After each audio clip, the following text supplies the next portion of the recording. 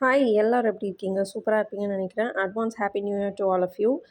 இன்னைக்கு வந்து வீடு கிளீனிங் பண்ணலாம் அப்படின்னு சொல்லிட்டு 2 டேஸா பண்ணிட்டுருக்கேன். நியூ இயர் வருது, ஆல்சோ பொங்கல். எல்லாமே ஒரே நாள்ல உட்காந்து என்னால பண்ண முடியாது. அதனால அப்பப்ப நான் பார்க்கும்போது என் கண்ல என்னென்ன டஸ்ட்டா படுதோ அதெல்லாம் வந்து கிளீன் பண்ணிட்டுருக்கேன். ஆல்சோ கிச்சன் கவுண்டர் டாப்லாம் வந்து கொஞ்சம் இன்னும் நல்லா க்ளீன் பண்ணலாம் அப்படின்னு உட்காந்து அந்த டைல்ஸில் இருக்கிற அந்த கேப்ஸ் அதெல்லாமும் வந்து க்ளீன் பண்ணிட்டு இருந்தேன். ஸோ இப்போது ஃபைனல் லுக் வந்து இப்படி தான் இருக்குது. ஃபுல்லாக க்ளீன் பண்ணியாச்சு.